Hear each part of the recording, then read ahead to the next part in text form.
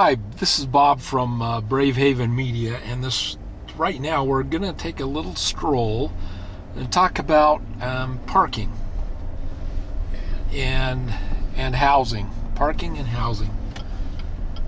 Utah has been on a growth spurt, and as you can see, there's been a lot of new construction of townhomes, multifamily dwellings, and all that. And as you can see, as you look down the street here, you can see cars lined up on both sides of the street. Now this street in particular, which is West Temple in South Salt Lake, didn't have all these cars on the road, parked on the road previously. That is a new thing that has happened probably in the last 2 years. And as I drive past these developments, these stack and pack developments, or whatever you want to call them, multifamily, multi-story housing units, you could see that the parking on the street is a little more than it ever used to be. During the weekdays, sometimes you would get parking along those areas simply because it was a commercial area and people coming to buy things or whatever would park along the street as they'd go visit the stores.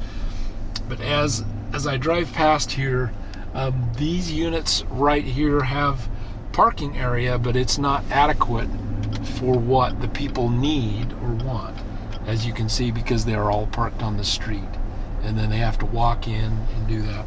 Part of the emphasis on that is, I know that a lot of these developments are relying on mass transit to take care of things, and now we've just turned onto Main Street between 3900 South and 4500 South, and it continues. Where all these multi-story apartment complexes are at, they're nice right now. They're beautiful, clean buildings, but as you can see, not adequate parking because people are parking on the streets, and a lot of that is because the parking that is available to them, they are charged for above their rent, and in other cases, a two-story or a two-bedroom apartment will only have one parking stall, and generally, if it's a husband and wife or a couple that live there, there are two cars involved, and most of the municipalities now are only providing 1 to 1.2, 1.3 parking stalls per apartment. So as you can see, again, we have all the cars parked, and some apartment complexes have parking and some do not. And as I mentioned, these are new buildings. They look very nice. It'll be nice to come back in 10 years if I'm still around and see how these buildings are holding up. Burke Hill on Main doesn't provide enough parking. Everybody is parked on the streets, which is not good. It congests things and makes things more difficult for people to navigate. I should have turned right there, but I missed the turn, so we'll see if we can take a turn in right here and see what we can see. Turning in on Edison, which is a narrow, winding street, which is, again, the parking is one issue. Not enough parking for the people who live here, but then again, when you take into account emergency services, bringing a fire engine or a fire truck in these areas is going to be problematic just because of the winding streets, the narrowing of streets, and then the cars occupying the streets. It is, now we're kind of coming back, and you can see cars parked all over the place. There's a park and ride over here for mass transit, and there are cars in that parking area, but that is not the parking I'm talking about. That's the thing, is they want all of these people to depend on mass transit. This is the Foxglove Apartments that we're passing right now. Crossing some train tracks, and you can see there's been a ton of building. These buildings were not here 3 years ago, yet they are here today. You can see someone here trying to get into a car, blocking the road, and making it a pain in the butt for anybody to maneuver or manipulate. Again, more cars parked on the street, and I just looked in a parking lot that is provided for the tenants here, and I don't know if they charge for that or what. This is the Brick Oven area of South Salt Lake. To my left, cars parked all along the street, and to my right, cars parked all along the street.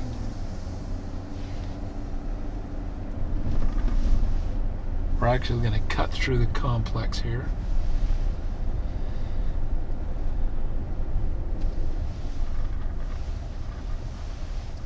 And as you can see, more cars parked along the street.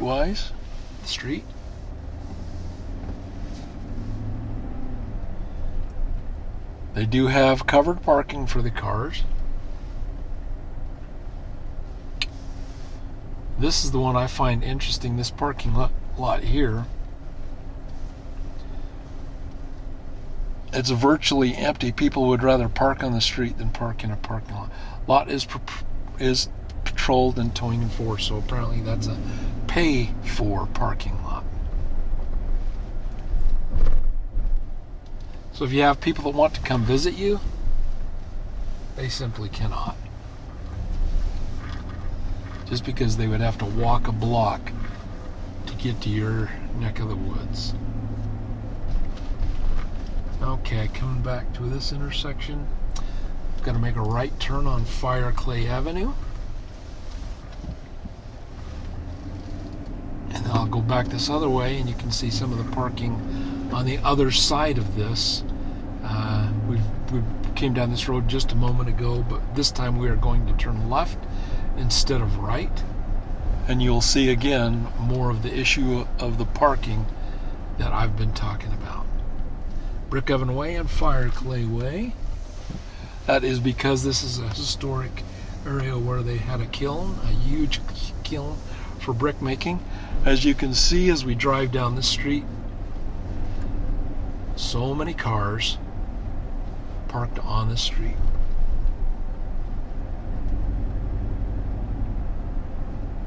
Forcing people to either put up with this parking bull or, as I look, there's not a lot of parking in parking areas for this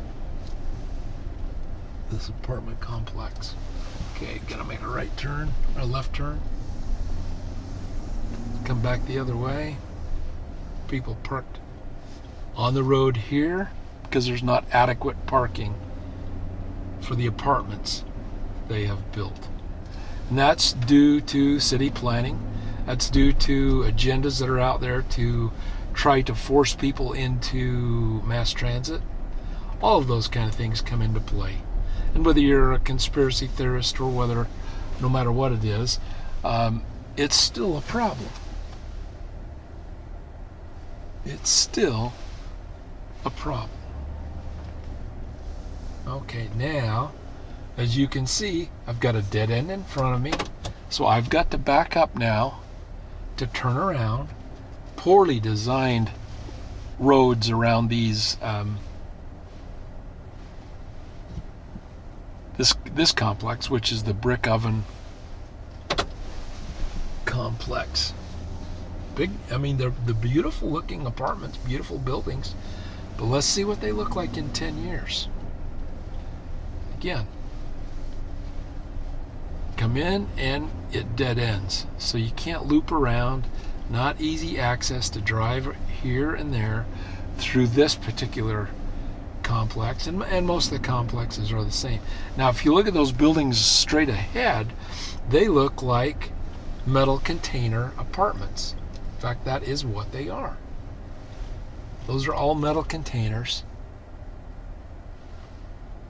stacked one on the other up, that have been converted into apartments. Wow, that's interesting.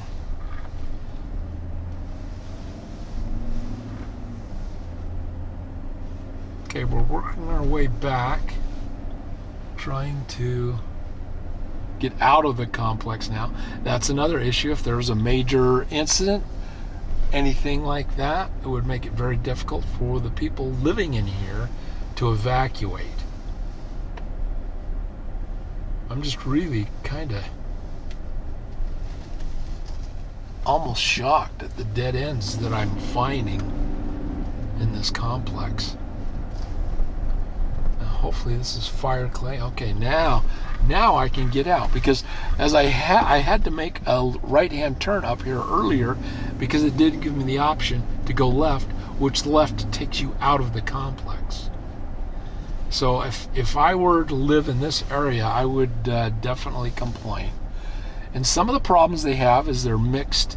Like, we're passing an industrial building just to our right here, and so there are those kind of problems with that. I mean, I've been driving through this little complex for just a short time, but I am not impressed with the routes that they make you take to get through that complex. And again, all of that, this is just me saying this, I believe that's because they want to drive people towards mass transit, which there's transit hubs close by. All right, we're back on Main Street, and we're going to go to the south. I'm going to see if I can find access into those steel container apartments, just to see what they look like, just to see what that animal is.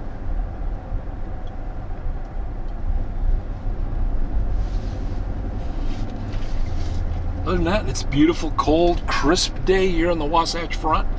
When I left my house, it was 27 degrees, and that was about 10:30. Maybe it was a little closer to 11, I don't know. But this is just one little area in South Salt Lake. And you know, the housing crisis is a housing crisis, I get that.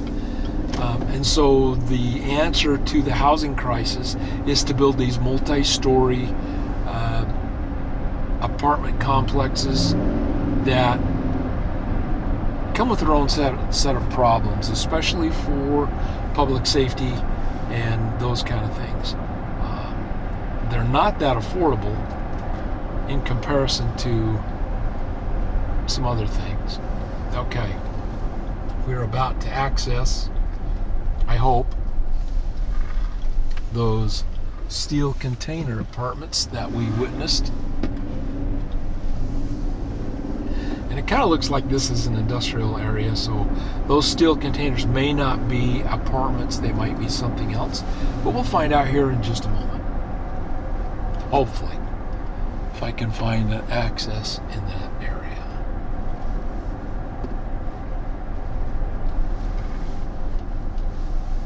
Okay. It looks like those are mostly just industrial containers with windows that have been stacked. So I'm going to shut this portion down for just a second. Maybe.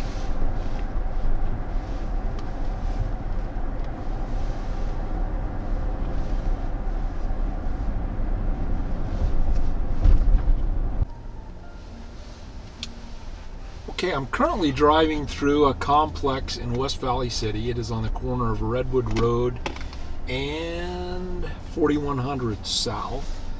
And as you can see, there's really not an issue with parking here. Why? Because they've planned for adequate parking. They do have covered parking, and they have outside parking, all of which are available to the residents. Now, the reason I'm showing you this is again, it's a stack and pack, so in 10, 15 years, this is going to be problematic for the first responders.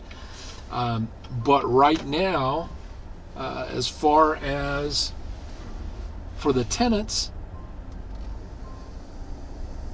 or I don't know if there are condominiums or apartments, but as of right now, there's adequate parking. There are good spots for the fire apparatus to park. And I come to you from that background. I was a firefighter for 42 years. But as you can see, there's not really any parking issue here. It is a little narrow for larger vehicles to get through. I'm in a pickup truck and I have to pause and be courteous, but as you can see, I'm not sure how many parking spots each place gets, but whatever it is seems to be adequate for the people that are living here. So I just wanted to point that out, that it is possible to provide parking if you plan properly. I drove past three other apartment complexes in West Valley City, just off Redwood Road, and there was ample parking for at least the residents. If you were a visitor, you might have to work to find a spot, but for the most part, ample spots for the people who live in the complex. Okay, again, we're passing through a high-density residential area in West Valley City. Again, we're just going to try and take a look at how the parking stacks up. It is right next to a Costco, so I'm sure if there was enough of an issue, people would park there. But I frequent this area quite a bit, so I don't see a lot. I see one parking lot right there with some cars in it. This is, again, a relatively new place. I'm going to reverse course here so that you get a better view of things. You're getting mostly the parking lot of Costco and Valley Fair Mall. So let me reverse course here and we'll take a look from your side of view how things look.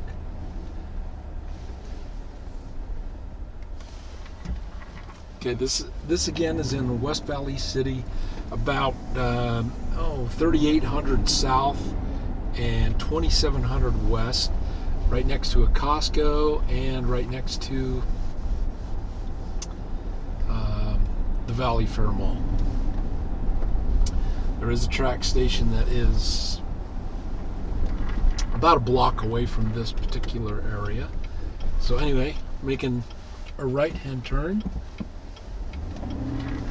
and then we'll make another right-hand turn into the parking area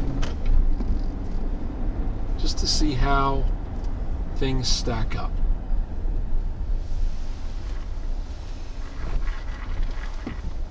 All right, one thing I'm noticing here is there's parking on the street side here, but looking at the street, it's wide enough to accommodate that without much problem. And again, not an overly abundant issue with parking. Okay, there is, great, that is a secured parking area for the residents just to my right there. And it looks like this is another fairly well planned area. So good job, West Valley City, and good job to whoever the developers are. But again, 10 years, what's this going to be like?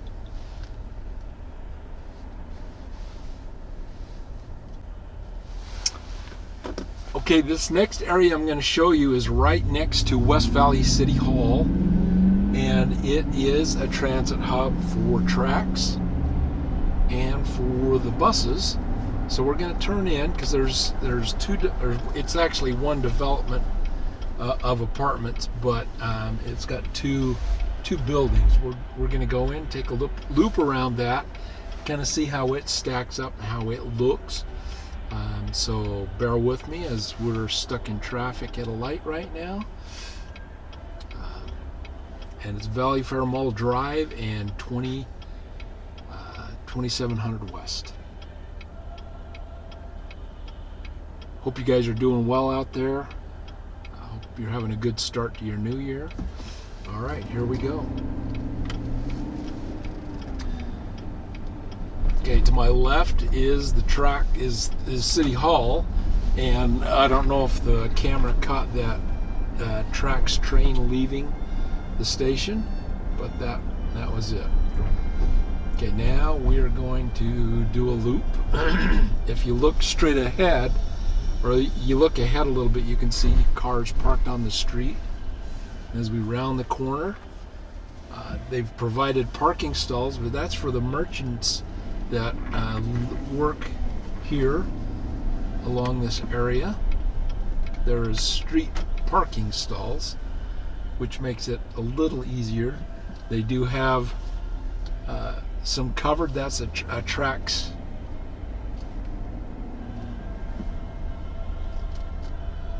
area for parking. And as we come down this way, I'm going to change the angle of the camera just a bit so that you can catch that side of the street. You can see they have planned parking. There's an Embassy Suites across to my right, and parking for the tenants here along the road. So it's a nice road, planned road, and parking for the tenants here. And it also has underground or ground level parking for the people who lease here, and I do believe they charge for that. You can see more cars here to my left, parked along on slanted parking stalls.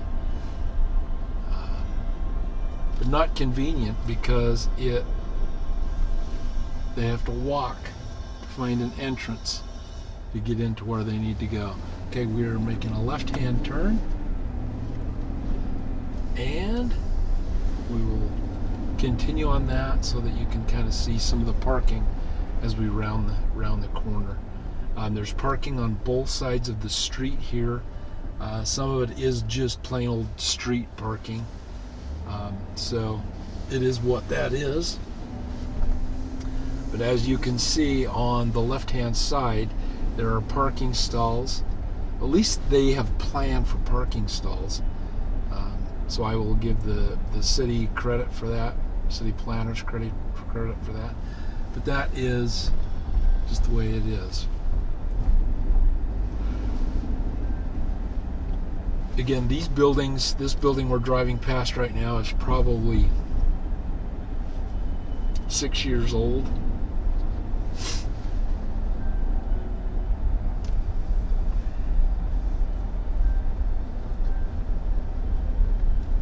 But at least it's not dilapidated yet, but I'm sure we've had some issues with calls in there, but that was not because of bad tenants. It was just some bad design things.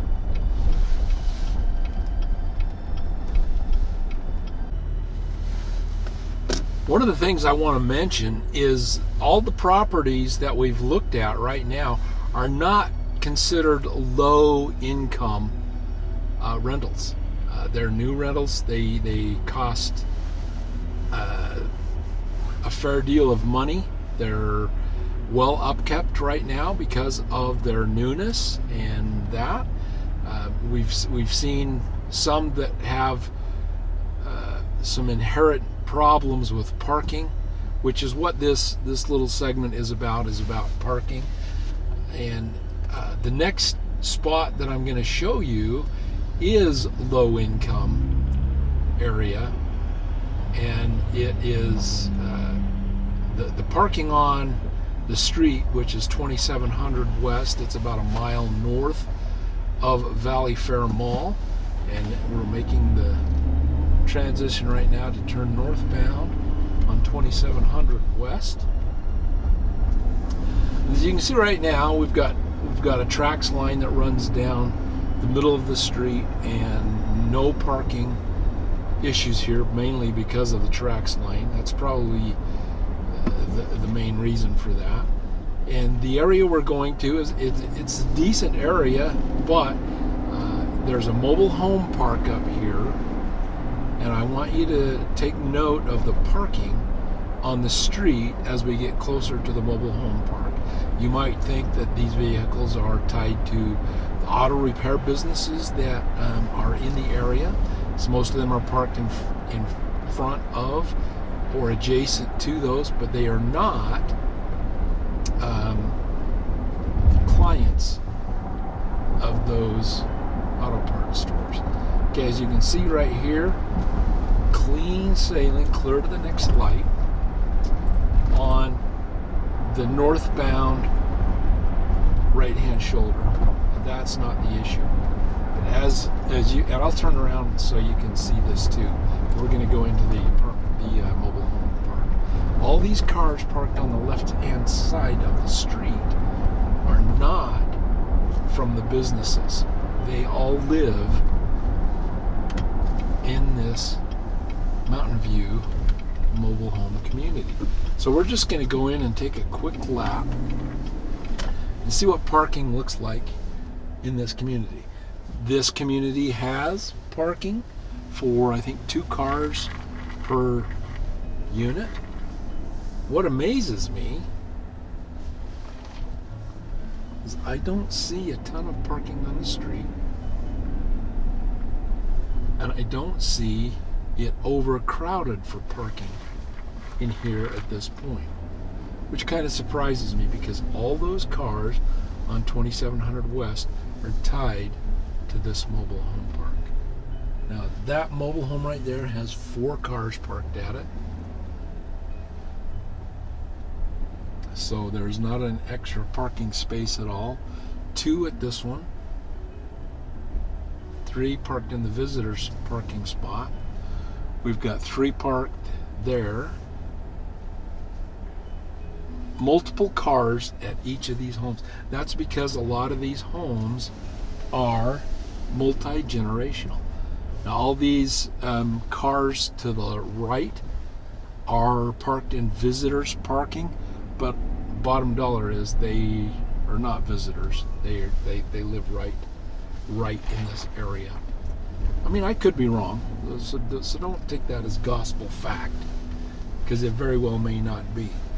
But you can see there's at least 1 or 2 parked at each place, and in many places there's 3 or 4 parked. And coming up, you can see these cars sticking out into the road just a little bit, or right at the threshold of the road. I'm going to see how many cars are parked in each of these. There's 1, 2, 3. 1, 2, 3.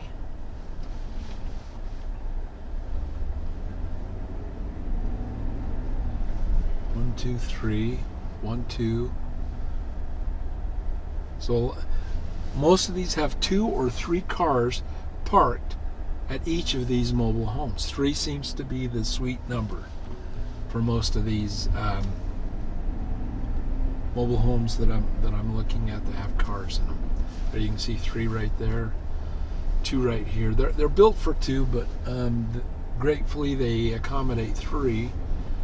But let's go back out and we'll look at the cars parked along 2700 West.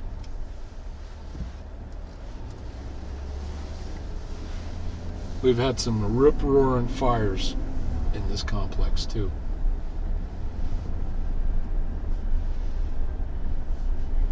But most of these places are probably multi-generational houses. May have 1 or 2 families living there. So, you know, and I know that just because I've responded to this area when I worked for the fire department quite frequently. Okay, making another left, then we'll make a right and we'll be out of the complex. I just gave you a very brief glimpse of the complex because it's been a little while since I've driven through here. Okay, again, you can see the cars parked across the street. you'd think, oh man, they've got to be tied to that dealer auto repair place. But to the north of me, or to the right of me, there are cars parked all along the street. And now, coming down here, you can still see the cars parked along the street. And that goes from right here by the fire station to north to the next light.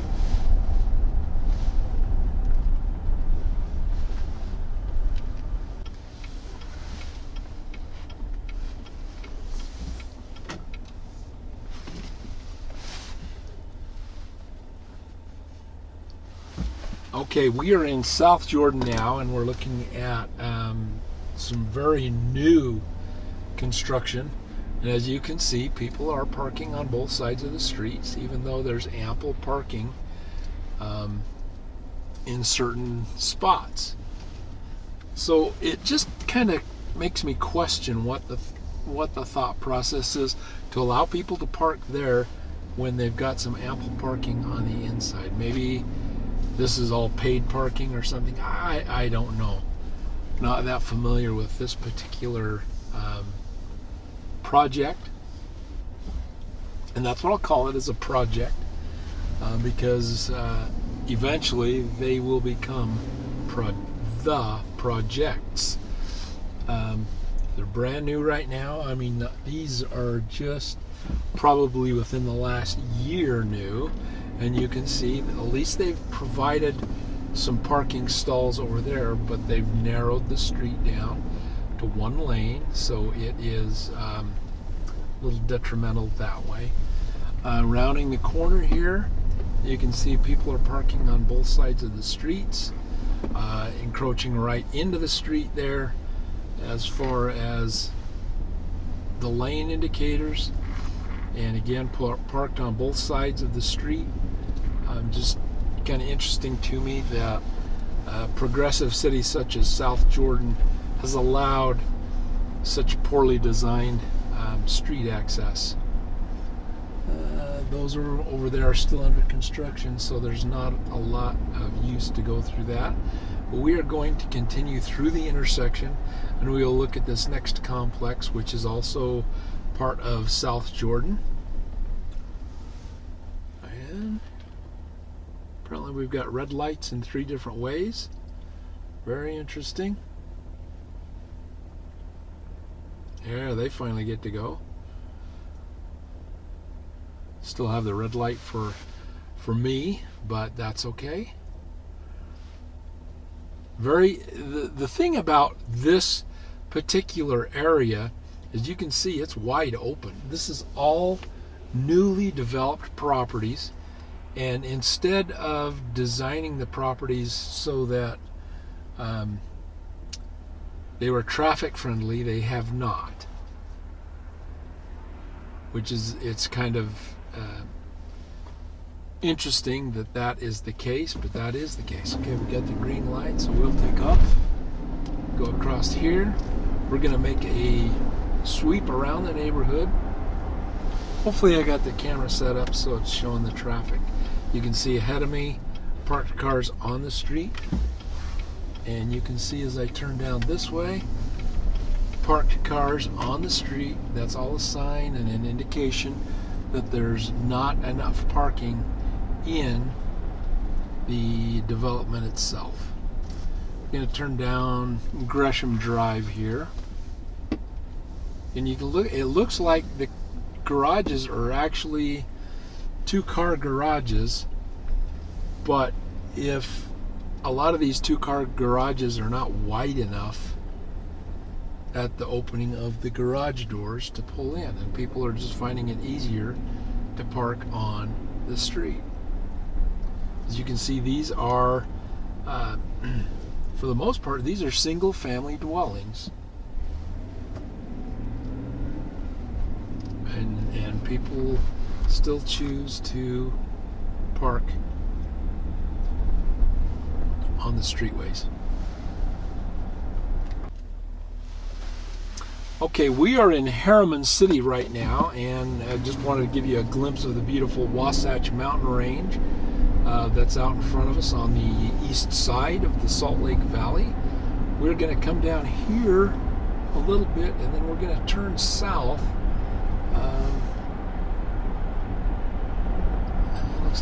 Looks like we'll be turning south into a commercial district, which is okay because the area I want to show you is just south of where we are, and some of it might be to the north of where we are. We'll kind of do a little bit of exploration. This is territory I have not come into before to video. In fact, I just kind of coming across here, but as I look southward, I see a number of what appear to be condos, which we will take a look at and see how the parking is in the condos. And like I say, it might be great and fine, and it might be congested. We'll see here in probably about, depends on how this light goes, about 2 or 3 minutes. I need to get over one here. Okay. Shopping centers, coming out of the shopping center and continuing southbound. As you can see on the right side, there are a lot of multifamily dwellings. Those look like more, well, they are kind of, they're 3 stories, so they are high density. We'll continue southbound here. Those look on the frontest there are condos.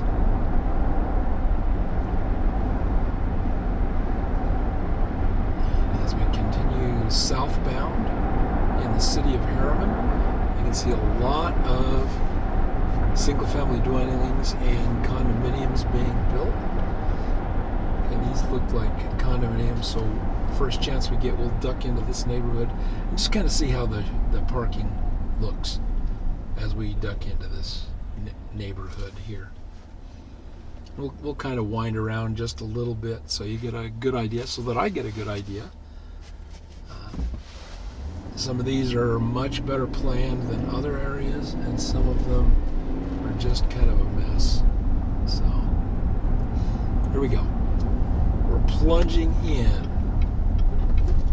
Monument Peak Drive. As you can see, cars parked outside the garage, some cars on the street. Wide Ridge Lane, we're going to turn down, and here we go. Sign of inadequate parking. This road is wide enough for 2 cars as long as these cars are not parked on the road, but they are parked on the road.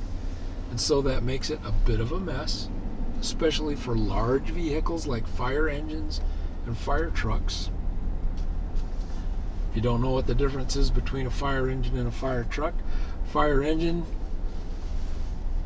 doesn't have the huge aerial apparatus on top. Okay, quite a bit of parking on the street.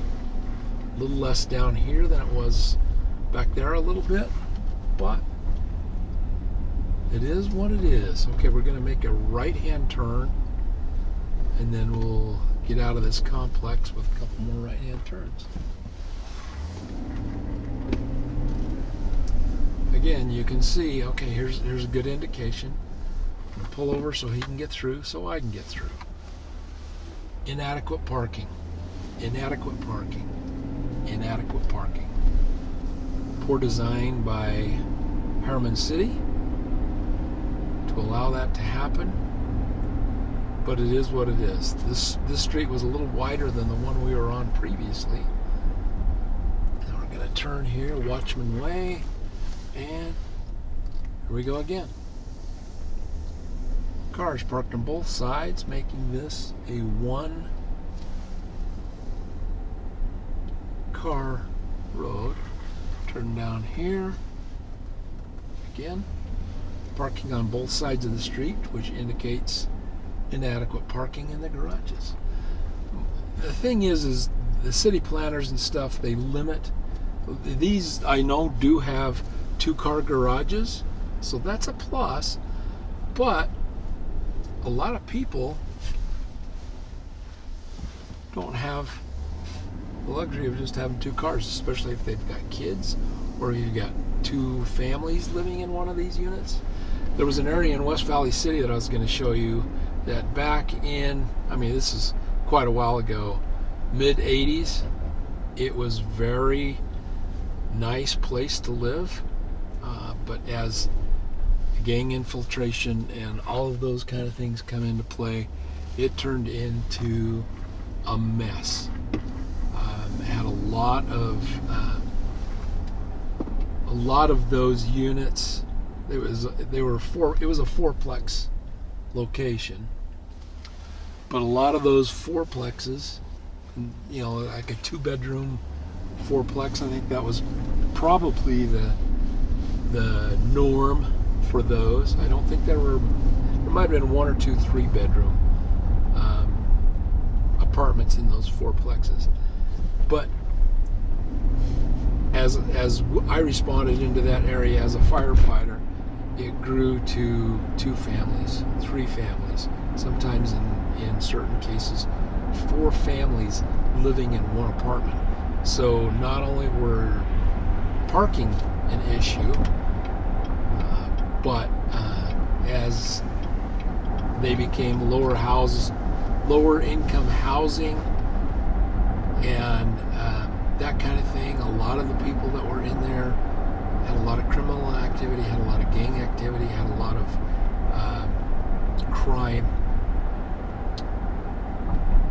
and drug use and all of that in there. I'm sure all of the vices were included in that.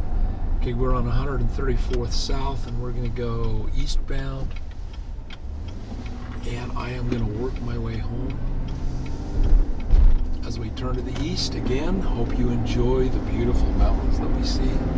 It is quite spectacular to see them snow-capped, and they are very, very beautiful.